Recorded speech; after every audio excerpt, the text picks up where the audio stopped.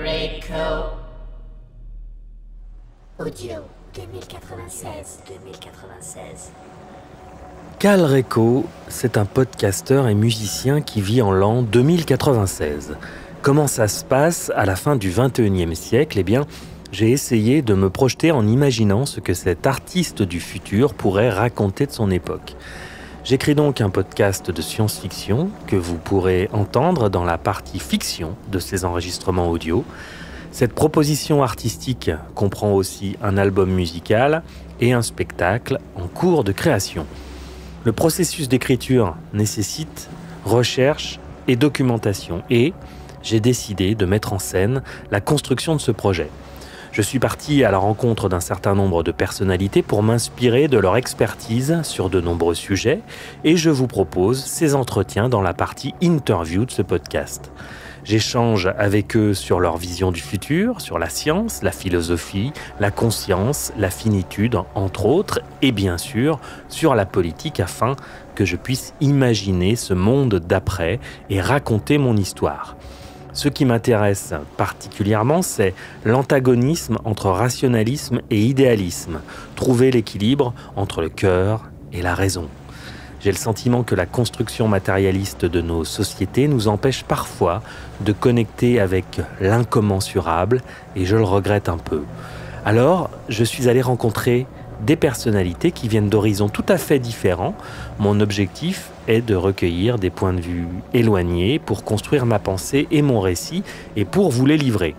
Je m'appelle Yannick Berger, je suis accompagné à la réalisation par Stéphane Terris et aujourd'hui, nous interviewons Charles Robin, alias le Précepteur.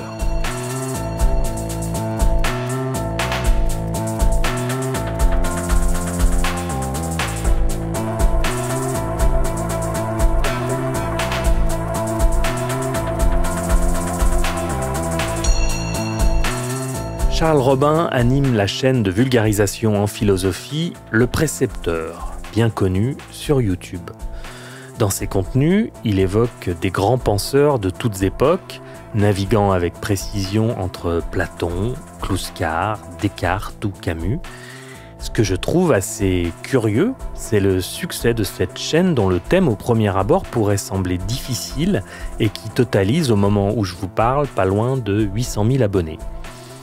Personnellement, je me réjouis qu'autant de monde s'intéresse à la philosophie, mais j'imagine que tout ne se résume pas à cet intérêt et que la manière qu'a Charles de transmettre sa passion pour cette discipline y est pour quelque chose. Je lui ai demandé de nous faire une petite présentation et de nous en dire plus sur son approche de la philosophie. Moi, je m'appelle Charles Robin. J'ai 37 ans, j'anime une chaîne de philosophie qui s'appelle Le Précepteur depuis 2018, qui au départ d'ailleurs était plus une chaîne de pédagogie que de philosophie à proprement parler. Et ce qui m'a amené vers la philosophie, c'était initialement une curiosité insatiable pour tous les grands questionnements. Moi, je m'intéressais surtout à la question du sens des choses. Pourquoi ? Le fameux pourquoi, en un mot, pas en deux mots. C'était pas la relation utilitaire aux idées qui m'intéressaient, c'était vraiment le sens et le plaisir de la compréhension du sens. Donc je me suis d'abord intéressé à la philosophie politique d'ailleurs, et morale, c'est-à-dire des choses un peu concrètes. Et puis, plus le temps passait, plus j'ai eu envie de me nourrir de questionnements métaphysiques. C'est-à-dire d'essayer de comprendre aussi un au-delà du physique, un au-delà du matériel, et me rendre compte que en philosophie, on peut parfois toucher à des sujets qui se rapprochent de ce qu'on appelle la spiritualité, et qui se rapprochent aussi de ce qu'on appelle l'ésotérisme. Mais ces mots-là ont une connotation, et une connotation assez négative dans le milieu académique. Parce que dès qu'on parle de spiritualité, on se dit « Ah oui, d'accord, il est perché. Ah oui, d'accord, il est dans l'irrationalité. » Et moi, j'ai découvert des philosophes qui parlaient de thématiques philosophiques de manière extrêmement rationnelle, argumentée, lucide, mais qui m'évoquaient beaucoup des questions de spiritualité. Et c'est comme ça que j'en suis venu à développer une approche spirituelle de la philosophie, c'est-à-dire une approche qui ne soit pas simplement dans la restitution de données, mais dans l'initiation à une pensée dans l'initiation à une réflexion que chacun va pouvoir ensuite dérouler selon sa propre expérience et sa propre sensibilité. Je déteste, pour ma part, le fait de prendre en otage l'esprit de celui qui m'écoute. C'est pour ça qu'il y a beaucoup de blanc, de silence dans mes interventions, parce que je veux laisser l'auditeur concrétiser mentalement par des images, par des souvenirs ou par des réflexions qui lui sont propres. Je veux le laisser concrétiser cette réflexion par lui-même et ne pas me poser en une sorte d'encyclopédie humaine. Je ne vois pas la philosophie comme ça. Je ne la vois pas comme une accumulation de connaissances, mais je la vois comme un art du questionnement et de la réflexion. Alors, on va rentrer directement dans le vif du sujet, n'est-ce pas ? Mon fil conducteur, ma marotte, mon axe de réflexion principal pour l'écriture de ma fiction, c'est donc l'équilibre qu'il serait bon de trouver, à mon sens, entre rationalisme et spiritualisme. Pour info, le spiritualisme est un courant philosophique qui affirme la supériorité ontologique de l'esprit sur la matière à ne pas confondre avec la spiritualité, qui est souvent adossée à tort à la religion et qui est entendue, entre autres, comme une recherche d'une vie bonne et vertueuse. On attribue à Malraux cette citation « Le XXIe siècle sera spirituel ou ne sera pas ». Et je pense qu'il n'avait pas tort. Quand je me projette dans le futur, et de préférence dans un futur désirable, j'imagine plus de partage, plus de respect du bien commun, une organisation sociale qui permet plus d'égalité. Et cela passe aussi, selon moi, par la connaissance de soi, par le fait d'oser aborder les questionnements métaphysiques, la compréhension de l'être humain dans sa globalité et pas seulement dans sa dimension biologique, en tenant compte de l'émotionnel, de l'intuition, du sacré. Encore une fois, il n'est pas question de religion, juste de revenir à l'essentiel, de trouver l'équilibre entre le yin et le yang et oser à nouveau se poser cette question « Pourquoi ?» Comment aborde-t-on cet antagonisme, rationalisme, spiritualisme dans la philosophie ?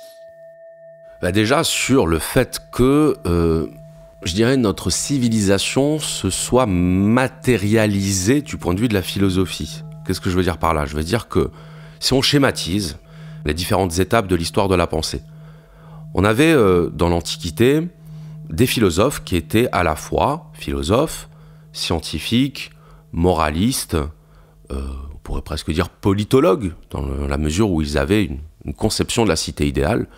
Donc c'est Platon, donc c'est Aristote. Ils s'intéressaient à tous les sujets. Ensuite, on a eu une ère en Europe médiévale, chrétienne, dans laquelle la philosophie était une sorte de servante de la religion. C'est-à-dire que le raisonnement était mis au service de la foi. Et là, on peut voir ça déjà comme une première séparation. C'est-à-dire la foi. Donc la foi, c'est le cœur. On parlera de Pascal par la suite, lorsqu'il disait que le cœur a ses raisons que la raison ignore. En fait, le cœur, chez Pascal, c'est la foi. Mais la foi dans une acception très large, bien sûr. Donc on a cette idée déjà d'une première dichotomie entre la raison et la foi. Et puis finalement, l'histoire étant ce qu'elle est, elle a abouti à une scission entre la raison et la foi, et là c'est l'entrée dans la modernité, c'est la philosophie des Lumières, c'est le rationalisme. Le rationalisme, philosophiquement, s'est construit en opposition à la religion, en opposition à la foi, en l'occurrence à la foi chrétienne, catholique, et la phrase de Voltaire « écrasons l'infâme », c'est effectivement écraser le dogmatisme et le fanatisme, mais c'est aussi écraser ce qui le rend possible, à savoir l'irrationalité. Donc le siècle des Lumières, la lumière, c'est la métaphore de la connaissance qui a donné être clairvoyant, qui a donné être lucide, la référence à la lumière, c'est-à-dire les lumières de la raison. Et donc c'est comme si finalement le divorce avait été prononcé et que la raison n'avait plus voulu entendre parler de la foi. La foi devenait finalement le ver dans le fruit, le poison, et il fallait absolument s'en détourner. D'autant que ça avait été, la religion a été vectrice de guerre, de conflits, donc on l'associait aussi à la violence et au fanatisme. Je dirais que le 19e siècle a été vraiment le siècle de la science poussée à son extrémité, puisque non seulement les découvertes dans le champ des sciences physiques, sciences naturelles, les progrès ont été considérables, et en plus on a vu se développer en parallèle de nouvelles disciplines scientifiques. Et on est entré dans l'ère des sciences humaines. D'ailleurs c'est marrant parce que, comme s'il pouvait y avoir des sciences inhumaines. Mais en tout cas, les sciences humaines, c'est-à-dire les sciences sociales, pour le dire vite, ou les sciences de l'esprit, si on parle de la psychologie, c'était de vouloir appliquer à l'être humain des critères d'analyse qui sont ceux qu'on appliquait à la matière inerte. Donc on va analyser l'homme, son esprit, son comportement, via la sociologie, comme si finalement il était un pur corps physique. Et d'ailleurs, quand je dis ça, c'est pas une exagération de ma part, parce qu'on trouve dans certains textes, dès le XVIIe et le XVIIIe siècle, des analogies qui sont faites par beaucoup d'auteurs entre la physique de la matière, puisque c'est un pléonasme, mais aussi la physique sociale. La physique sociale, c'est considérer que les individus dans une société sont un petit peu comme des micro-organismes, et qu'on ne peut comprendre finalement l'individu que si on comprend le tout auquel il participe. Il y avait cette approche-là de comprendre la société comme un organisme. Mais moi, ce que je remarque, c'est que, même si je trouve ça extrêmement intéressant, et sous certains aspects, j'adhère à cette méthodologie. Mais sous un autre aspect, je suis embêté, parce que je me dis qu'il y a quand même dans l'être humain quelque chose qu'on ne peut pas réduire à un simple corps physique. Alors, certains appelleraient ça l'imprévisibilité, mais d'autres répondraient que l'imprévisibilité, ce n'est rien d'autre que le prévisible non connu. Ce n'est rien d'autre, comme disait Spinoza, que l'ignorance des causes qui nous déterminent. J'admets cette objection, mais il me semble malgré tout qu'il y a dans le monde humain des choses qui échappent à la rationalisation scientifique. En tout cas, nos moyens de compréhension ne sont pas encore tels qu'on puisse établir une équivalence entre l'être humain et la matière inerte.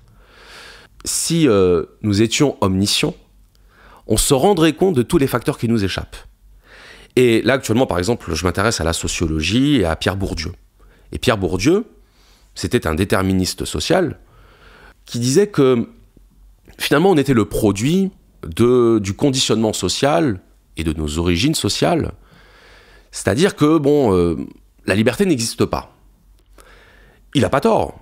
Statistiquement parlant, on retrouve effectivement un phénomène de reproduction sociale. Donc ce déterminisme, pour moi, il n'est pas inventé. En revanche, il existe ce qu'on appelle des exceptions. Et ces exceptions sont la preuve qu'il nous manque des paramètres. Parce que dans le monde physique, les exceptions, je veux dire, si je prends mon verre et que je lâche par terre, il va tomber, non pas dans 99% des cas, mais dans 100% des cas. Ben moi, ce 1%, même s'il n'est pas grand-chose, j'y tiens. Parce que c'est ce 1% de non perçu qui fait toute la différence entre l'inerte et le vivant, entre le matériel et le conscient. Et c'est la raison pour laquelle je ne peux pas me définir méthodologiquement et philosophiquement comme un pur matérialiste. Je reviens 3 secondes sur le déterminisme. C'est une théorie selon laquelle chaque événement est déterminé par les événements passés. Par exemple, ma mère était fascinée par les artistes, mon père jouait de la guitare et chantait, eh bien je suis devenu musicien, guitariste et chanteur pour plaire à ma mère. Ça, c'est le déterminisme selon ma psy. Et le déterminisme de Bourdieu évoque le capital économique, le capital culturel, le capital social et symbolique qui vont déterminer votre capacité à trouver votre place dans la société. En gros, plus vous avez d'argent, plus vous avez de relations, plus vous avez accès à la culture, tout cela à des degrés divers, et bien plus vous pouvez vous en sortir dans la vie. Et donc, je voudrais pas parler à la place de Pierre Bourdieu, qui de toute façon n'est plus là pour objecter, mais quelque chose me dit qu'il répondrait à Charles que même les exceptions sont déterminées. Je pense qu'il a raison. Simplement, je doute de la capacité humaine à lever le voile sur ce déterminisme-là. C'est-à-dire qu'il y a une complexité telle qui fait qu'on entre pour moi dans un autre ordre.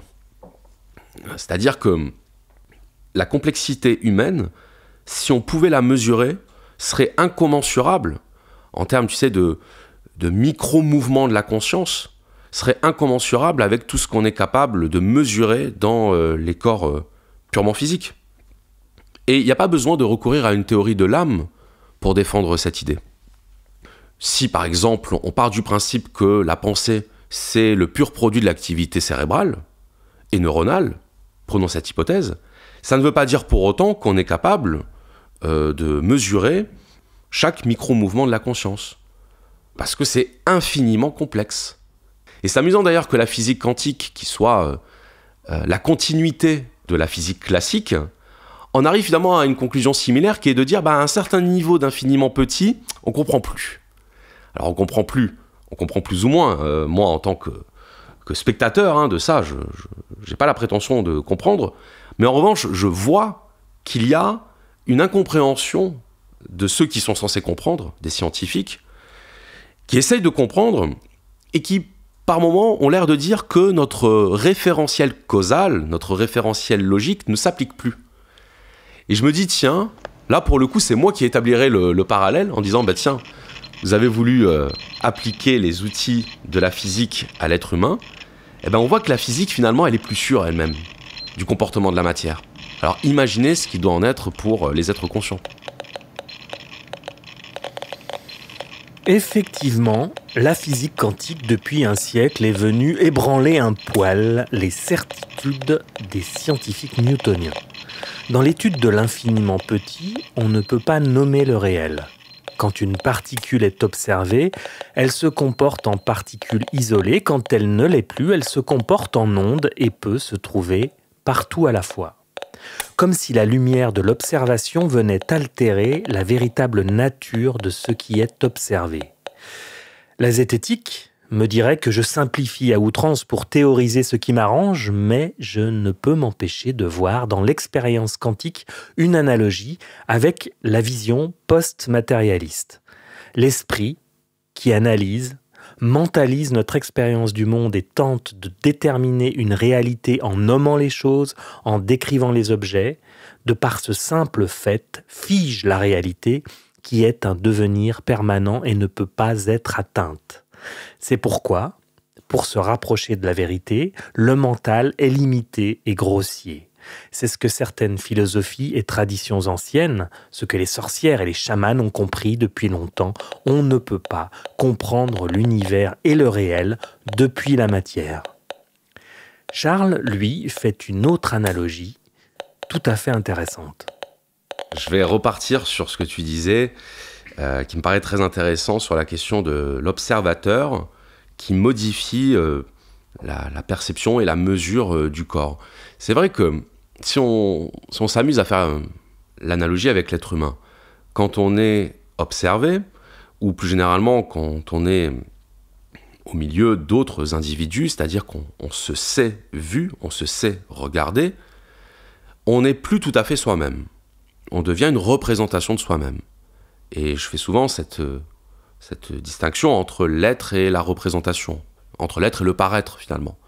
Vivre en société, c'est vivre en représentation. Ça ne veut pas dire faire semblant, ça ne veut même pas dire se surveiller. Ça veut dire avoir intégré une mécanique dans laquelle, se sachant observer, on va adopter soi-même, inconsciemment le plus souvent, une sorte d'habitus, pour reprendre un terme de Bourdieu, qui va correspondre à l'image qu'on veut renvoyer de soi. Et quelque part, c'est nécessaire. Freud disait bien, et là-dessus je le rejoins, qu'il y a dans l'homme des tendances qu'on est obligé de réprimer pour pouvoir vivre en société. Et lui d'ailleurs en fait l'origine de la névrose, c'est-à-dire d'un malaise. Et je veux bien le croire. Et pour filer la métaphore avec la physique quantique, quand on se sait observer et juger, on veut se rendre identique à l'identité qu'on s'est construite de soi. On veut se rendre cohérent avec cette identité-là. C'est ce qui fait d'ailleurs qu'on va très souvent se positionner sur les choses de manière assez nette, assez franche, quand on discute avec les autres. Là où notre vraie nature, finalement, serait beaucoup plus incertaine. Dire, quand on est tout seul, chez soi, ou dans un endroit désertique, on ne se pose plus la question de notre identité. On ne se pose plus la question de savoir si il faut se définir de telle ou telle façon, s'il faut argumenter telle ou telle opinion qu'on a. On ne se pose pas la question. On a le droit, dans ces moments-là, à ne pas savoir qui l'on est, à douter, à hésiter, à fluctuer.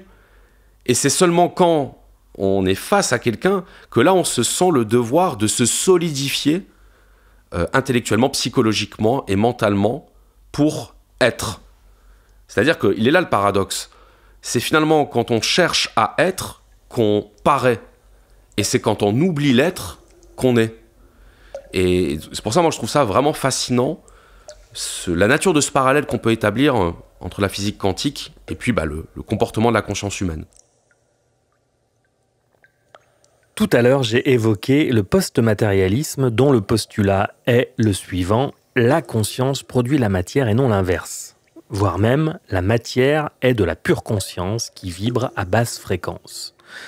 Le physicien Max Planck, un des pères de la physique quantique, prix Nobel de physique en 1918, déclarait « Je considère la conscience comme fondamentale. La matière n'est qu'un dérivé de la conscience. On ne peut pas aller au-delà de la conscience. Tout ce dont on parle, tout ce qu'on considère comme existant, postule une conscience. Il n'y a pas de matière en soi. » Pour le post-matérialisme, donc, la conscience n'est pas produite par le cerveau qui joue seulement le rôle de récepteur, de filtre.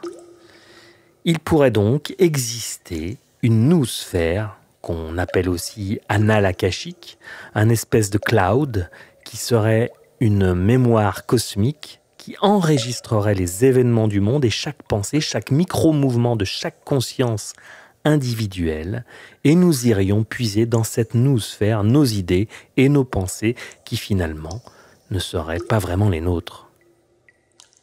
Déjà, ça pose effectivement cette question-là de la réaction. Le corps, parfois, enfin la plupart du temps, il produit par réaction. Exemple, voilà, une forte dépense d'énergie va créer de la transpiration pour évacuer, un peu comme un corps va produire de la chaleur pour évacuer l'énergie en surplus. Et je me pose la question pour l'esprit. Est-ce que l'esprit est créateur, au sens où il peut produire sans raison particulière, sans que ce soit une réaction? Ou bien est-ce que la pensée elle-même serait une réaction? Mais alors du coup, une réaction à quoi? Eh bien, de la même façon que la matière produit une réaction de la matière, je pense que c'est la pensée qui produit une réaction à la pensée. Et je ne trouve pas absurde, et même j'ai plutôt tendance à avoir cette vision-là très platonicienne, d'un monde des idées, mais qui serait dans notre monde à nous. C'est-à-dire que les idées ne seraient pas dans un monde séparé, elles seraient là, ambiantes, partout, autour de nous, de l'information. Et l'information, j'aime bien l'étymologie, informer, c'est donner une forme. Et donc, les idées donnent une forme à notre pensée.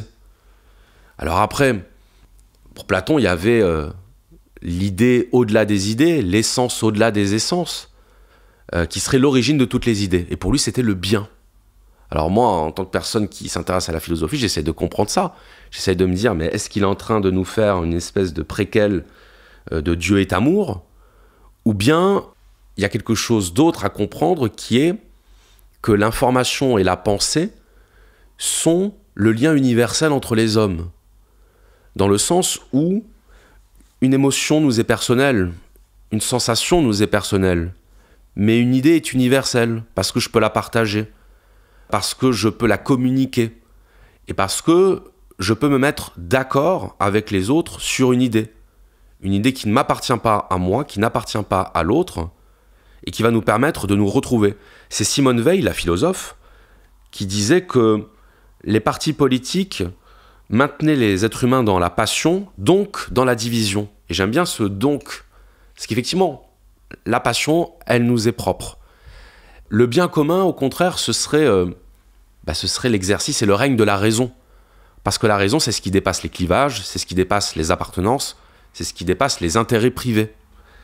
Et selon la manière dont on va utiliser la raison, on va pouvoir arriver à des conséquences parfois opposées, Mais si on la dirige vers le bien, et c'est là que j'en reviens à Platon, eh bien on va en arriver à des choses qui sont positives pour l'humanité. Donc la notion de bien commun me paraît directement liée à cette idée de raison, non pas au sens de raison instrumentale, mais au sens de raison universelle, tel que le disait Hegel, c'est-à-dire ce monde de la pensée, qui nous transcende, littéralement.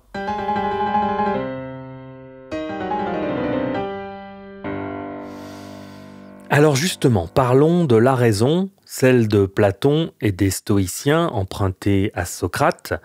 Socrate, absolument pas en odeur de sainteté chez Nietzsche, qui le considère comme un apollinien ayant converti la Grèce à l'apollinisme. L'apollinisme, c'est un peu la bien-pensance, le beau, le juste, le politiquement correct qui permet de cacher la noirceur de notre nature profonde sous le tapis. Car Socrate est celui qui a donné ses lettres de noblesse à la raison, niant par la même occasion le chaos, l'excès, le dionysiaque, qui pour Nietzsche est la vie, tout simplement. Pourtant, j'avais la sensation que Socrate, en prônant le « connais-toi toi-même », nous invitait à oser affronter nos démons pour aller vers le juste, le bon, le bien, et je voulais l'éclairage de Charles sur ce point. Oui, je suis d'accord avec toi. Je trouve que Nietzsche a un peu de mauvaise foi vis-à-vis de Socrate. Il veut l'enfermer dans la caricature dont il a besoin pour pouvoir valoriser son propre système. Maintenant, ça a du sens quand Nietzsche fait ça. C'est-à-dire que Nietzsche évalue, on va dire, une philosophie, une vision du monde ou un comportement, non pas à partir des critères binaires, du vrai et du faux, du bien et du mal. Il va l'évaluer par rapport aux critères de la vitalité. Ce qui veut dire que pour Nietzsche, il n'y a pas de bien, il n'y a pas de mal en soi. Là où pour Socrate, il y a un bien, il y a un mal. Alors certes, tu as raison, la phrase de Socrate qui dit par exemple « Nul ne fait le mal volontairement »,« Connais-toi toi-même » ou « Tout ce que je sais, c'est que je ne sais rien », il n'y a pas un dogmatisme de la vérité chez Socrate au sens où il admet que l'être humain est imparfait, qu'il est faillible, et que la quête de l'être humain, c'est de mieux connaître son âme. Mais Nietzsche, il envisage plutôt Socrate comme un personnage historique après qui le critère de la vérité, et donc la distinction binaire vrai-faux, bien-mal, va devenir une sorte de norme officielle et de norme institutionnelle. Donc il l'attaque plutôt pour ce qu'il représente davantage que pour ce qu'il est, ou pour ce qu'il a dit, ou pour ce qu'il a fait. C'est vrai qu'on a quand même deux approches, ça a donné lieu à des approches assez différentes. Nietzsche dénonce ce qu'il appelle le nihilisme, et ce qui est drôle, c'est que certaines personnes qualifient Nietzsche de nihiliste lui-même. Tout vient en fait de la manière dont on interprète le mot, mais nihil, c'est le rien, et donc pour certains, Nietzsche ne croit en rien, puisque pour lui, il n'y a pas de bien, il n'y a pas de mal, il n'y a pas de vrai, il n'y a pas de faux, il n'y a que de la vitalité. Donc effectivement, sous cet angle-là, Nietzsche est nihiliste. Mais pour Nietzsche, c'est le fait de penser le monde, de voir le monde en termes de catégories binaires, en termes de hiérarchie, bien, mal, vrai, faux, c'est ça pour lui qui est du nihilisme, parce que c'est ne pas se rendre compte que la valeur fondamentale de l'existence, c'est la volonté de puissance. Autrement dit, quelque chose qui transcende le vrai, le faux, le bien, le mal, etc. Voilà. Mais il y a des tas de métaphores dans la vie courante qui permettent de comprendre ce qu'a voulu dire Nietzsche. Tu sais, par exemple, des fois, tu as des personnes qui sont spécialisées dans l'art de contredire parce que le mot n'était pas exactement le bon. Donc, ces personnes-là vont faire comme si la phrase n'avait pas de sens en disant « Oui, mais là, ce que tu as dit, c'est pas exact. » Et c'est la différence entre la vérité et l'exactitude. C'est pas parce que c'est pas exact que c'est pas vrai. Parfois, la recherche de l'exactitude absolue nous pousse à nous éloigner de la vérité. Parce qu'on va plus chercher à comprendre le sens global, mais juste le sens isolé de chaque mot employé. Ben finalement, Nietzsche, c'est un peu la même chose qu'il reproche à Socrate, c'est de ne pas avoir compris que la vérité, au sens où lui l'entend d'ailleurs, c'est pas une affaire de réflexion philosophique, c'est pas une affaire de langage, c'est une affaire beaucoup plus profonde qui a à voir avec cet élan vital, donc cette volonté de puissance dont il parle, et qu'il faut l'accepter, qu'il ne faut pas chercher à la canaliser, à la contrôler. Et donc, pour reboucler sur ce que tu disais, Socrate a converti l'Europe à l'apollinisme, c'est ça qu'il lui reproche, c'est-à-dire de l'avoir converti à la forme du discours, plutôt que quelque chose sans quoi le discours n'existerait pas, qui est la vie elle-même. Rien n'est grave. Tout est important. Devant l'insaisissable, l'abyssale incompréhension du pourquoi de l'existence, tout n'est que bavardage. Dieu, l'infini, joue avec nous aux cow-boys et aux Indiens, et nous nous prenons tous pour les gentils de l'histoire, mais à la fin, on meurt. Le sage peut comprendre le monde en scrutant le vol des oiseaux ou le marc de café. La vérité est en nous, partout. Il suffit de trouver le miroir qui nous sied. Et finalement, Socrate, Nietzsche, Spinoza, Montaigne disent peut-être tous la même chose, mais différemment. Et j'irai même encore plus loin, je pense que certains philosophes étaient conscients du fait que leur opposition à d'autres n'était qu'artificielle et qu'elle servait plus leur désir de reconnaissance et de distinction plutôt que la vérité avec un grand V. Je pense qu'il y a beaucoup de philosophes qui étaient conscients de ça, que les différentes pensées qui ont pu jalonner notre histoire s'articulent davantage qu'elles ne s'opposent. Et d'ailleurs, tu as dit quelque chose sur quoi j'avais envie de rebondir là juste à l'instant, c'est que si on suit Nietzsche à la lettre, en fait on arrête de parler. On arrête de parler, on arrête d'écrire.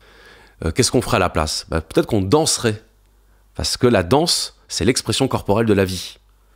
Et c'est presque quelque chose qui dépasse la raison et la volonté, la danse. On disait tout à l'heure, quand on n'est pas observé, des fois, on va se mettre à bouger, à gesticuler dans tous les sens. Pourquoi ? Juste pour prolonger, pour étendre au-delà de nous-mêmes, corporellement, cette vitalité qui nous anime.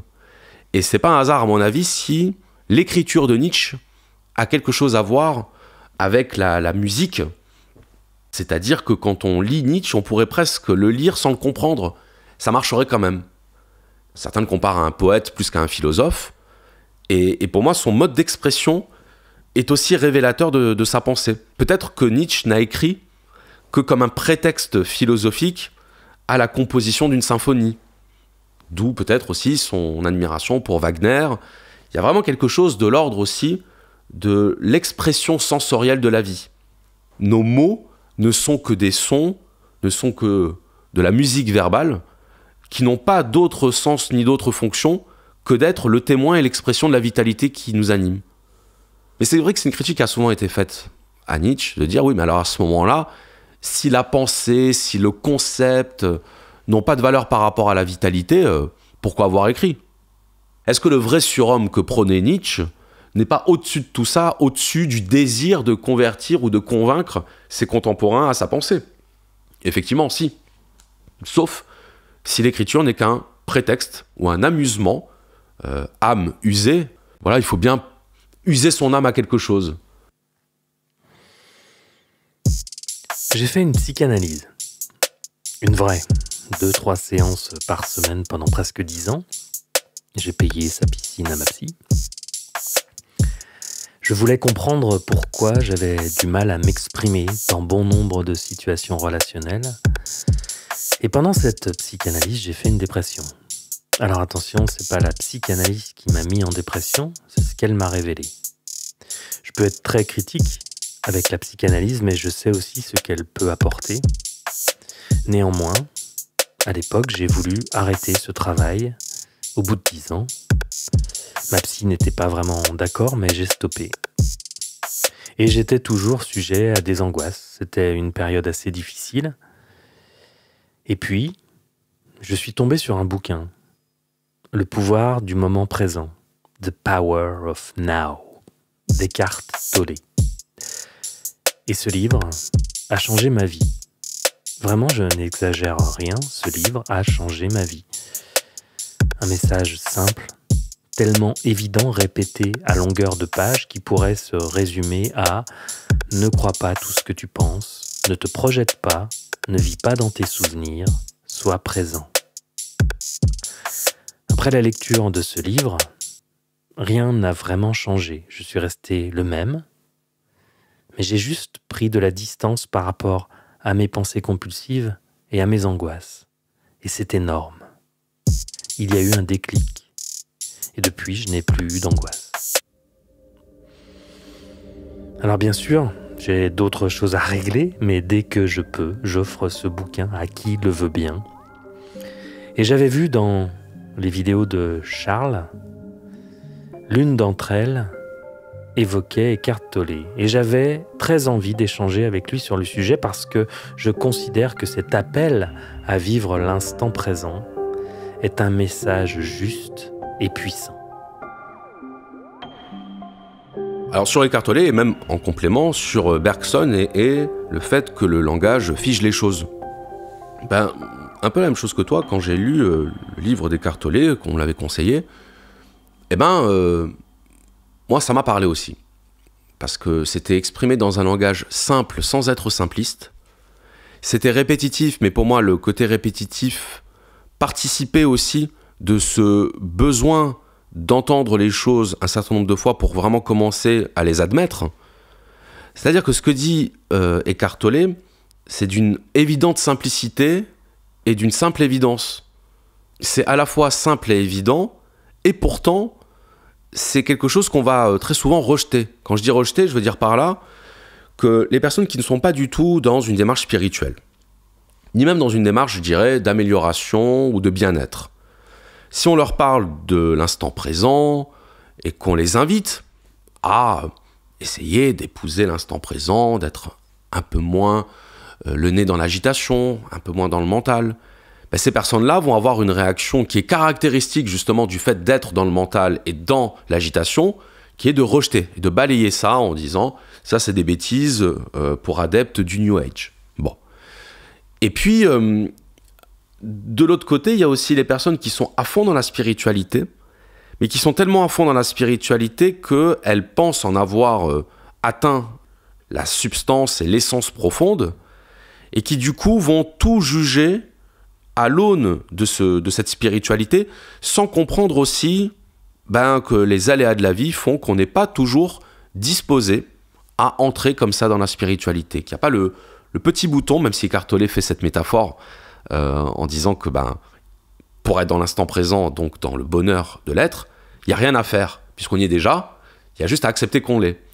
Mais dans les faits, et il le dit d'ailleurs, c'est pas aussi simple, parce qu'il faut désapprendre. Il faut désapprendre l'agitation, il faut désapprendre la réaction, la réactance, et ensuite, on peut s'approcher petit à petit de ce fond d'intangibilité qui est en nous, et lorsqu'on l'atteint, on a l'impression que c'est une évidence.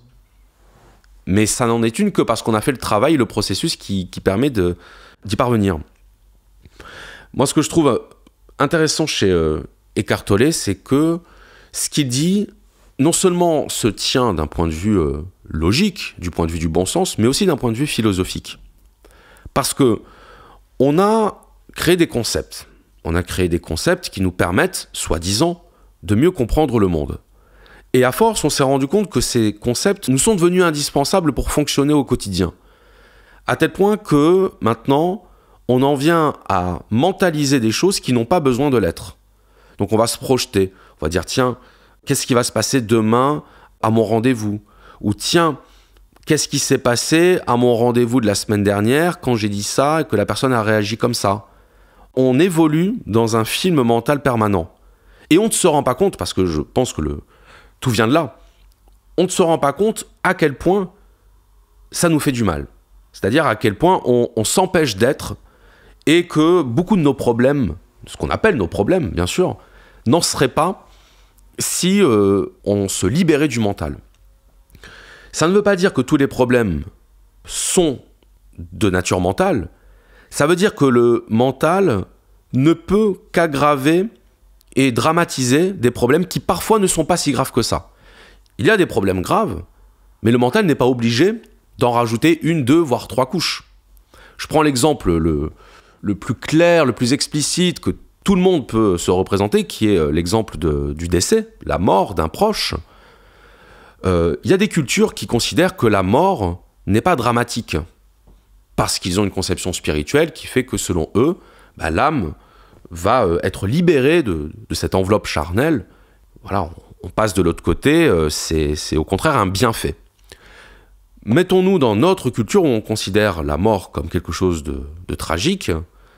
Demandons-nous si l'entretien de la tristesse nous permet de surmonter le deuil. Bah non. On peut être triste parce que c'est une réaction physique, la perte de la personne. Donc finalement, quand on est triste pour soi. On est triste parce que la personne va nous manquer. On est triste parce qu'on aurait aimé, nous, pouvoir passer un peu plus de temps avec elle, ou parce qu'on va regretter, toujours nous, ce qu'on ne lui a pas dit, ce qu'on aurait pu lui dire, le temps qu'on n'a pas passé avec elle. Donc en réalité, notre tristesse, elle a des racines égoïstes, puisque la personne n'est plus là pour souffrir. Comme disait Épicure, la mort, on ne la rencontre jamais, puisque soit on est vivant, donc la mort n'est pas là, soit on est mort, donc on n'est plus là pour y assister. Donc la mort est le problème des vivants. Eh bien, même si Eckhart Tolle ne le dit pas comme ça, mais si on pousse son raisonnement et qu'on nous répond « oui, mais quand même, la mort, vous ne pouvez pas dire que la mort n'est pas un problème », si, on peut le dire. On peut le dire dès lors qu'on sort d'une habitude et d'un conditionnement culturel et mental qui nous fait mettre une couche de drame et de tragique sur tout ce qui est négatif et sur tout ce qui va nous affecter personnellement. Alors attention, je ne dis pas qu'il faut se réjouir de la mort des autres, bien entendu, surtout quand, je ne sais pas moi, des parents perdent leur enfant, des choses comme ça qui sont extrêmement tragiques. Mais je parle plutôt des morts plus naturelles. Quand une personne atteint l'âge de 90 ans, on peut s'y attendre au fait qu'elle meure. Est-ce que ça veut dire que le fait de ne pas être triste fait de nous des êtres insensibles ? Pas forcément. C'est pas facile de parler de ces sujets-là parce que ça nous ramène tous à des expériences personnelles, à des vécus et à des ressentis. Mais pour revenir à Eckhart Tolle, il y a des situations où la tristesse n'apporte rien, des situations où la tristesse nous maintient dans un malheur, dans une souffrance qui fait qu'à la fin, on en est responsable. Il y a suffisamment de problèmes à régler pour ne pas en rajouter, pour ne pas en créer. Prendre chaque problème les uns après les autres, c'est un des messages du pouvoir du moment présent. Vivre l'instant, c'est ne pas avoir peur inutilement. Vous avez peut-être vécu cette expérience de l'angoisse, cette peur de vivre une situation qui n'a pas encore eu lieu. Parfois, la situation ne se produit même pas, et si elle se produit, elle n'est jamais vraiment vécue comme on l'avait imaginé. La peur n'a servi à rien. La peur, initialement, c'est un signal physiologique pour nous avertir d'un danger. Et donc, la peur est censée mener instantanément à une réaction. Donc, c'est par exemple l'homme préhistorique qui entend un animal prêt à lui foncer dessus. La peur va activer l'adrénaline qui va lui permettre de courir le plus vite possible. C'est marrant parce que c'est les moments où on a peur, où on a le moins l'impression d'avoir peur parce qu'on est tellement sous adrénaline, le corps surcompense cette peur, on sait qu'on a eu peur après coup, quand on est complètement épuisé parce que l'adrénaline nous a vidé.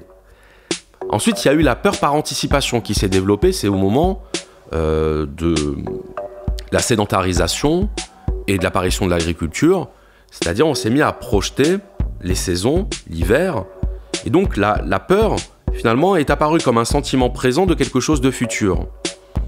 Ce qui fait d'ailleurs que pour certaines personnes, le mode de vie sédentaire n'est pas adapté à l'être humain parce qu'il nous aurait fait créer des peurs, la peur du lendemain. Et à partir de là, on s'est mis à projeter et à imaginer des choses futures, négatives. Pourquoi ? Pour pouvoir s'en prémunir. C'est-à-dire qu'au départ, on n'avait pas peur pour le plaisir de se faire peur.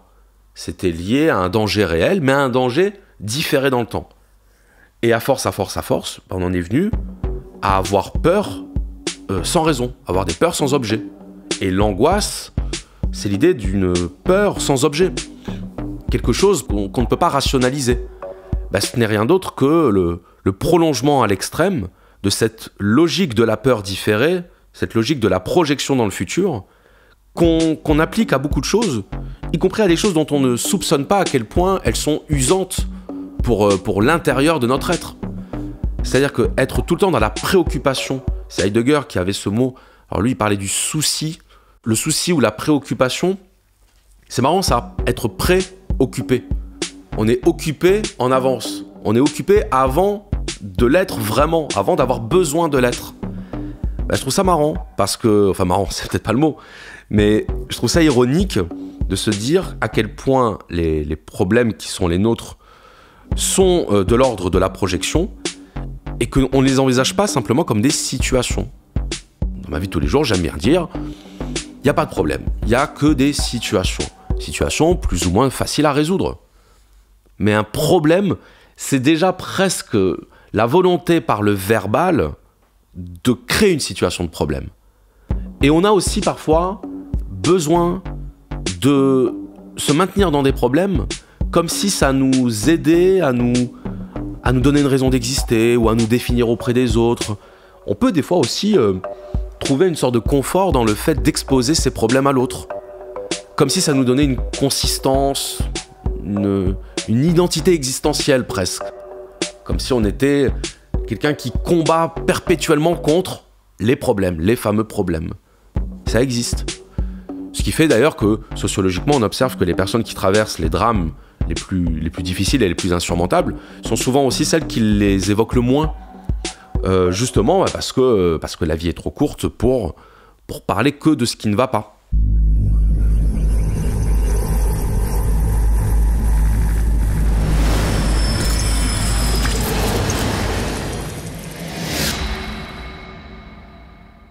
J'en reviens à l'écriture de ma fiction de science-fiction, Le Monde de 2096. Qu'est-ce qui pourrait nous rendre plus conscients à l'avenir, plus heureux, plus vivants? Aurons-nous compris plus de choses en 2096? Serons-nous plus sages, plus apaisés? Faut-il encore souffrir beaucoup pour se rendre compte que nous avons tout? Prendrons-nous conscience réellement de notre finitude? N'est-ce pas la voie royale pour vivre une vie heureuse, accepter sa propre mort, mais l'accepter vraiment en tant qu'individu et en tant que groupe social? Ça demande une introspection, ça demande du changement, car la mort dans nos sociétés est dissimulée. La mort est tabou, en un mot.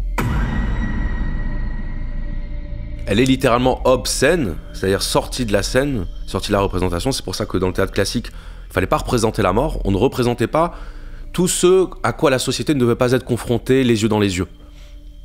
Donc il y a un tabou de la mort. Un cadavre, par exemple, doit être recouvert, alors que si on s'en tient à la vraie logique matérialiste jusqu'au bout, on devrait dire ce n'est qu'un amas de matière. Et après tout, s'il n'y a pas de sacré, c'est-à-dire s'il n'y a rien au-delà de la matière, eh bien on devrait pouvoir considérer un cadavre finalement comme un simple amas de matière. Or, c'est pas le cas. Alors, peut-être que c'est une pure construction sociale, peut-être que ça représente aussi quelque chose qui est dans l'être même de l'homme, qui est le rejet de ce à quoi il aspire, aspirer au sens existentiel, hein. On va vers la mort, hein. Justement pour revenir sur Heidegger, l'être humain est un être pour la mort, non pas au sens où il vit dans le but de mourir, mais le but existentiel de la vie, c'est de s'éteindre pour laisser la place aux futures générations. Cette idée toujours du cycle. Mais il y a quand même une peur de la mort qui parfois confine au déni. Et je trouve que c'est là où c'est intéressant. C'est-à-dire qu'on peut rejeter quelque chose sans la nier, et notre culture a plutôt tendance, à mon sens, à vouloir la nier. C'est assez frappant, je trouve, même dans la manière dont elle est médiatisée. Quand il y a des catastrophes naturelles qui font des milliers de morts, on va justement parler en termes de nombre de morts, comme si plus le nombre était important, plus ça relativisait la gravité de chacune de ces morts individuelles. Donc c'est un rapport, je trouve, complexe, conflictuel, pas à l'aise avec la mort.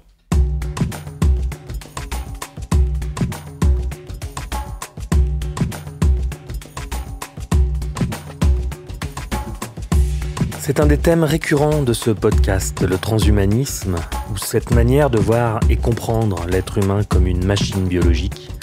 Tuer la mort, ou tout au moins la repousser très très très loin, c'est le leitmotiv d'une certaine vision transhumaniste. Se dire qu'on va pouvoir éviter l'inévitable, décliner l'invitation à passer dans l'autre monde, celle de Janus, dieu romain de la transition, des fins et des commencements. Encore une fois, pourquoi ne pas prolonger l'existence ? Mais il y a tellement de problèmes à régler avant cela. Le cœur et l'âme doivent être forts et subtils. On se doit d'être sage pour vivre longtemps, car la folie guette les esprits ignorants. Je me demande toujours que serait un monde dans lequel l'être humain serait donc l'expression amortel, C'est-à-dire non pas immortel, puisqu'il pourrait encore mourir de mort accidentelle. Alors, moi qui ne me considère pas comme particulièrement peureux des accidents de la vie, je pense que je le deviendrais fortement si je savais que la seule raison pour laquelle je pourrais mourir, ce serait un accident. Je deviendrais complètement parano, je m'enfermerais chez moi, je mettrais des matelas au mur pour être sûr de ne pas me cogner, enfin, j'aurais littéralement peur de tout. Et ça, c'est souvent la conséquence d'un certain déni des choses, qui est de provoquer ce qu'ils cherchent à éviter. Donc, en l'occurrence, on veut repousser la mort pour conjurer quoi ? Pour conjurer la peur de la mort. Conjurer la mort en soi n'a pas de sens, parce que devient le but d'une existence dans laquelle on ne meurt pas ? Il me semble que le besoin de sens est plus important que le besoin d'être heureux. Ça, c'est mon pari personnel, on va dire. Maintenant, pour en revenir à ce que tu disais, combattre la mort, je veux bien, enfin j'admets en tout cas facilement l'idée qu'on puisse vouloir limiter la souffrance. Qu'on puisse considérer que toute souffrance inutile doit être supprimée. Admettons, même s'il y aurait quand même des choses à dire par rapport à ça, je ne serais pas aussi radical que ça. Mais je comprends le projet, je comprends l'intention. Maintenant, repousser la vie elle-même de manière indéfinie et même de manière absolue me fait dire que nous serions dans une société encore plus aseptisée, totalement aseptisée, déjà qu'elle l'est beaucoup, et il me semble que plus la société est aseptisée, plus ça nous rend intolérants à toute forme de contrainte et à toute forme de douleur. Donc plus ça crée de souffrance. C'est l'exemple de l'enfant qui naît dans une famille où il a absolument tout ce qu'il veut. Donc quelque part, il a tout pour être heureux, cet enfant, puisqu'on ne lui refuse rien. Et sauf que cet enfant-là va développer ensuite des exigences, des caprices, qui font qu'il va être totalement inadapté au monde réel. Et même s'il restait dans son cocon, il finirait par générer de l'insatisfaction, parce que l'être humain a aussi un besoin d'aller au-delà de lui-même, un besoin de conquérir, un besoin de créer, un besoin aussi de se penser lui-même. Et que s'il n'y a plus cette pression du réel qui va nous pousser justement à développer notre pensée, à développer notre connaissance, à ce moment-là, on devient totalement inerte. Et pour le coup, là, on devient de la matière inerte, quoi. Moi, je me rappellerai toujours de cette phrase qui dit que les dieux sont jaloux de la mortalité des hommes parce qu'elle les préserve de l'ennui. Et que si les dieux de l'Olympe, par exemple, ont décidé d'envoyer Prométhée et Épiméthée pour créer l'être humain, c'était pour se distraire. Et finalement, ils sont devenus jaloux de leurs jouets parce que ces jouets pouvaient avoir une existence à laquelle ils donnaient du sens. Et que les interrogations qui entourent le mystère de la mort et l'absurde de la mort, parce que bien sûr, on peut se dire que la mort est absurde dans le sens où comment ça va s'arrêter ? Après, chacun est libre de développer sa propre conception de l'après. Mais en tout cas, ça nous pousse à des interrogations qui, pour moi, sont à la source de toutes les autres. Ce qui est amusant en même temps, c'est que la volonté de tuer la mort soit le résultat de tout ce que l'homme a entrepris comme travail scientifique, technologique, qui lui-même est dicté par l'angoisse de la mort. C'est-à-dire qu'à l'origine du projet scientifique, il y a quand même l'idée de surpasser notre propre nature, de devenir comme maître et possesseur de la nature, donc de devenir Dieu à la place de Dieu. Et ça, c'est parce que nous sommes mortels que nous avons développé cette ambition. Donc une société où la mort n'existe plus, c'est une société où l'ambition n'existe plus. Et quand je dis ambition, je parle bien sûr de l'ambition au sens du désir d'aller au-delà.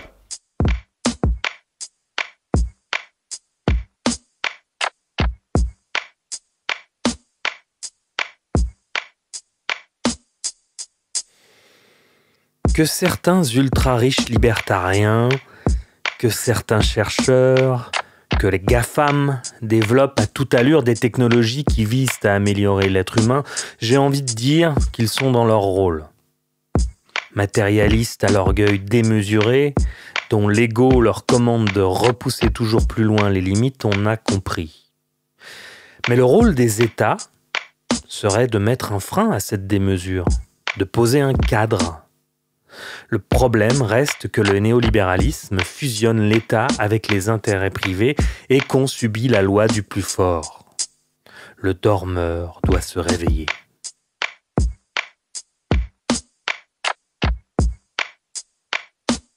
Il n'y a pas de remise en question Parce que s'il y avait remise en question, il y aurait possibilité de contestation, et ce ne serait pas dans les intérêts du pouvoir que l'on se pose la question de la légitimité de ce qu'il fait et de ce qu'il ordonne. Et puis, parce que oui, je prolonge quand même pour que ce soit clair, parce que je pense qu'il y a à travers ça un projet de rendre l'être humain fondamentalement dépendant. Un être humain qui se rend dépendant à des objets technologiques est un être humain qui perd de sa vigueur, de son autonomie dans tous les autres domaines. Là-dessus, je suis très rousseauiste, à savoir que l'augmentation des connaissances dans l'histoire s'est accompagnée d'une perte d'indépendance. Donc ce qu'on a gagné d'un côté, on l'a perdu de l'autre. Même si évidemment, le projet technologique en soi n'est pas diabolique, y a l'idée d'augmenter la liberté, de concentrer de l'information dans des objets externes pour pouvoir s'en décharger. C'est le rôle de l'écriture au départ. L'écriture servait à stocker de l'information pour pouvoir s'en libérer l'esprit. Mais qu'est-ce qui se passe quand on perd le livre ?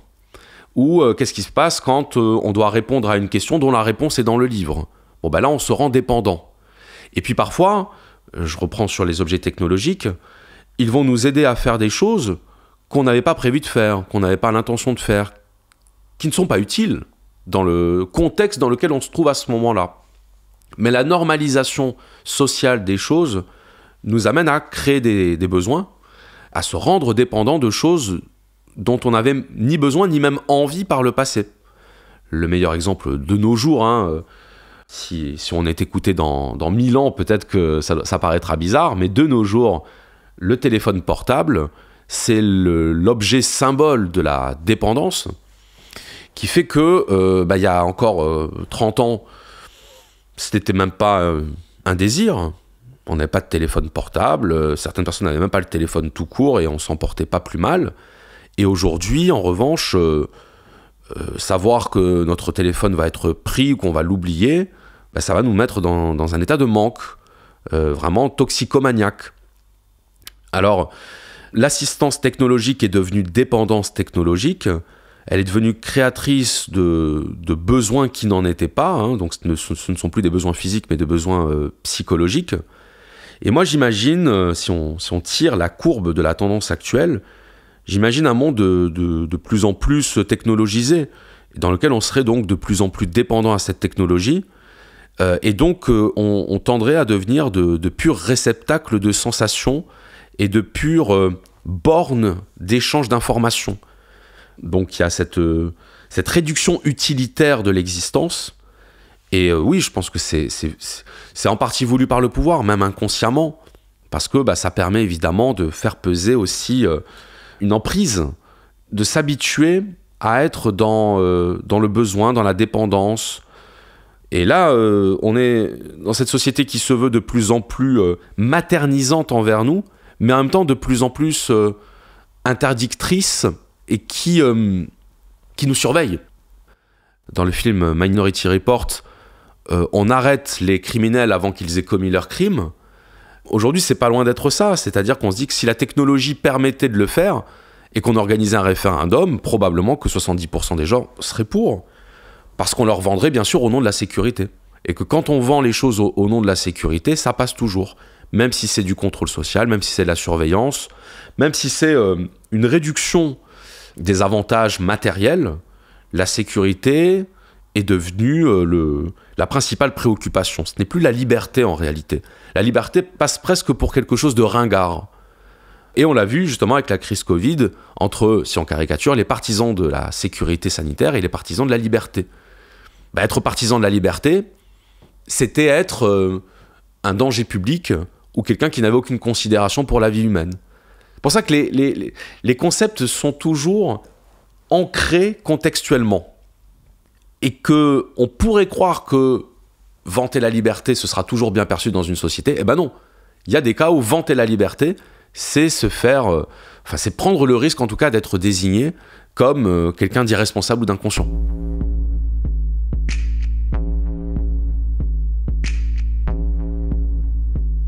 Où est-ce que le vent nous mène ? Comment pouvons-nous répondre aux défis qui nous attendent, qui sont déjà là ? J'observe, grâce notamment à ces entretiens que nous menons, qu'il y a clairement deux tendances qui s'opposent. Certains veulent revenir à l'essence de ce qui fait de nous des êtres humains. Ça ne veut pas dire refuser la technologie, mais plus sûrement l'utiliser en conscience. D'autres s'imaginent, peut-être avec un certain cynisme, ou plus sûrement un manque d'introspection, que l'humanité, c'est has-been, et qu'il faut passer au stade suivant, celui du post-humain. On y revient, le yin et le yang, le matérialisme face à l'idéalisme, ou peut-être le tyranshumanisme face à l'idéal-humanisme.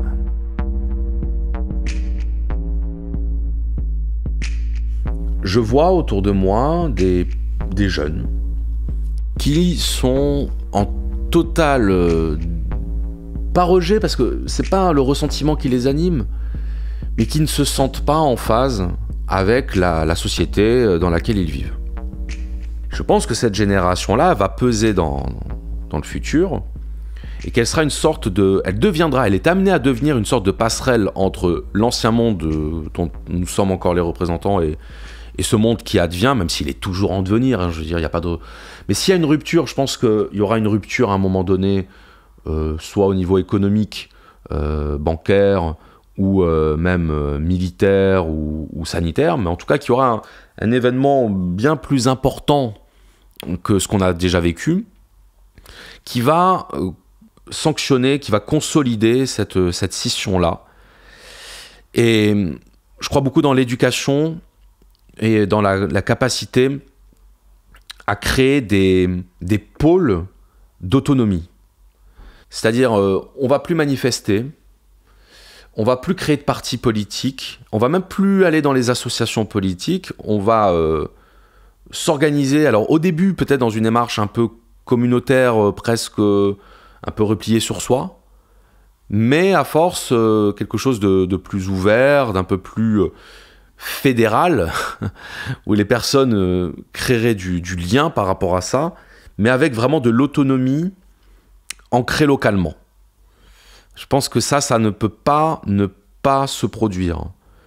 On a vu que une grosse partie des problèmes venaient du fait de vouloir surexploiter la planète, que la planète répond, qu'elle réagit, et que du coup, il y en a qui en ont tiré les leçons, il y en a qui ne voudront jamais les tirer, et que du coup, ça va amener à un respect et un enracinement local du rapport à la nature, et que le reste en découle.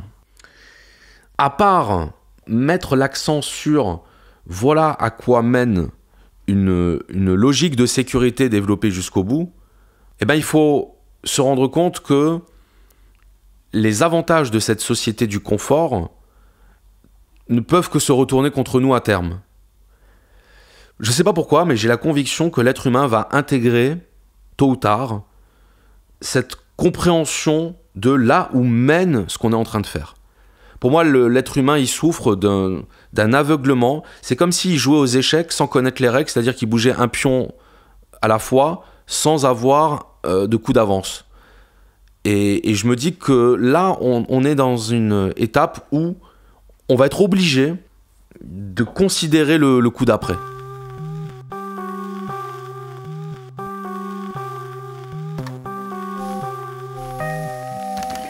Allez, c'est le moment de traverser le trou de verre en prenant un train d'ondes quantique pour nous rendre en 2096.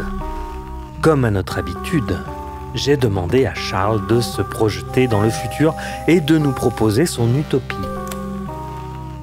Non, c'est chiant les utopies. Plutôt une dystopie, s'il vous plaît, monsieur le précepteur.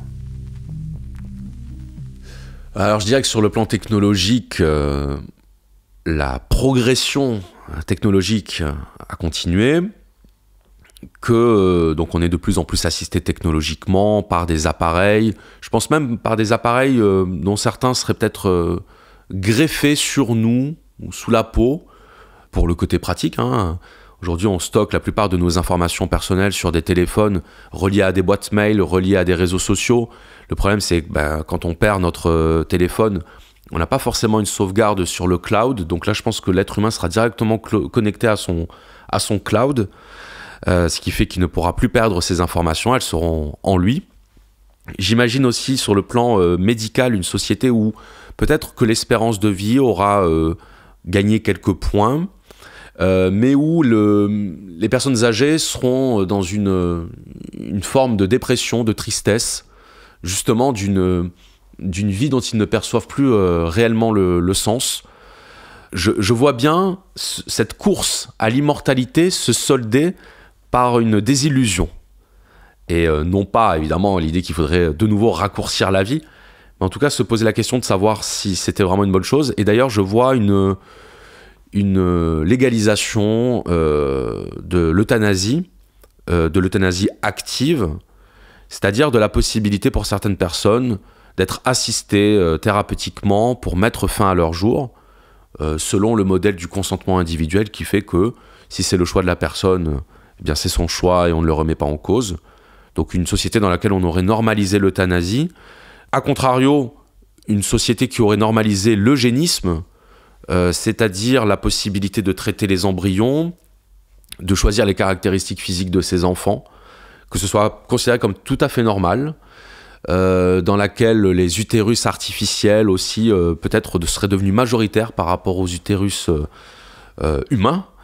Là aussi, pour des raisons de santé, voilà, de prévention, pour ne pas que la mère ait de problèmes de santé, des choses comme ça. Donc une délégation de la reproduction à la technologie. Sur le plan, je pourrais dire, des relations sociales, je vois là aussi un renforcement de l'aseptisation, peut-être même des contacts physiques quasiment inexistants, une forme d'individualisme qui s'exprimerait par la coexistence d'individus qui n'ont que très peu de relations, qui échangeraient à travers des interfaces. Que ce soit des interfaces comme des bornes, tu sais, comme les bornes sur lesquelles tu commandes aujourd'hui ton menu au fast-food, alors que le serveur est devant toi, mais non, il faut passer par la borne. Et bien là, je pense que c'est pareil, on entrerait en contact avec quelqu'un via une application, plutôt qu'en lui adressant la parole, pour ne pas peut-être pas prendre le risque de lui envoyer des microbes ou de lui imposer une présence physique non sollicitée ou non désirée. Donc j'imagine assez bien ça. La drague n'existerait plus. Il y aurait une contractualisation des rapports de séduction. Il faudrait que les personnes se soient matchées l'une l'autre pour avoir le droit d'entrer en contact, sinon il y aurait une infraction. Donc je vois à peu près les choses comme ça. Alors, ça peut paraître très déprimant, hein, mais à mon avis, les personnes qui seront dans ce mouvement-là, dans ce mouvement générationnel, trouveront ça tout à fait normal et nous considérerons vraiment comme des hommes des cavernes, d'avoir vécu comme on a vécu. Donc voilà, je pense qu'il y aura une augmentation de la sensibilité à toutes les formes de micro-agressions, ce qu'on appelle des micro-agressions. Et donc, objectivement, une perte, un peu comme on perd ses défenses immunitaires à force d'être dans un environnement trop sain, une perte de nos capacités de résistance. Je pense qu'il y aura des groupes qui vont vraiment s'opposer à cette évolution-là, mais ces groupes-là seront un peu dénigrés. Ces groupes qui auront refusé finalement le progrès technologique qu'on nous vend seront un peu dénigrés, un peu marginaux, considérés comme marginaux, mais secrètement admirés par certains de ceux qui se conforment. Et sur le plan politique, je dirais un régime de plus en plus totalitaire qui se ferait passer comme étant le régime le plus démocratique qui n'ait jamais existé. Au prix d'une déformation évidemment du concept de démocratie, ce ne serait plus le pouvoir du peuple, mais ce serait le pouvoir dans l'intérêt supposé du peuple, c'est-à-dire de convertir le peuple à sa propre soumission en lui faisant comprendre que son intérêt c'est la sécurité, que pour veiller sur sa sécurité, il faut donner les pleins pouvoirs à l'autorité qui est chargée de s'occuper d'eux. Eh bien ça c'est réjouissant. Merci beaucoup Charles Robin d'avoir bien voulu jouer les prospectivistes. Et plus globalement, merci pour cet entretien qui fut très sympathique et qui dans le réel fut bien plus long. Mais 2 heures de podcast, ça ferait beaucoup. Alors pour ceux que ça intéresse, nous proposerons en bonus l'intégralité de nos échanges avec Charles sur notre plateforme Patreon. Nous avons choisi de ne pas monétiser Calreco sur les plateformes. La publicité, ça n'aurait pas vraiment de sens. Nos seules sources de revenus sont donc vos dons. Alors si vous avez aimé et que vous voulez faire un pas de plus avec nous, rejoignez-nous sur Patreon pour du contenu supplémentaire et inédit. Le lien est dans la description. Vous pouvez nous soutenir aussi via PayPal et bien sûr, ce qui nous aide beaucoup, ce sont vos partages, vos commentaires et vos likes sur YouTube, TikTok et Insta où vous pouvez également nous rejoindre. Merci à nos partenaires, le Conseil du Léman, la Maison d'Ailleurs, la ville d'Yverdon-les-Bains, la société Audiovisite sans qui nous n'aurions pu démarrer ce projet. On se retrouve donc bientôt dans le prochain épisode. D'ici là, respire, prends le temps et surtout, n'oublie jamais que tu vas mourir.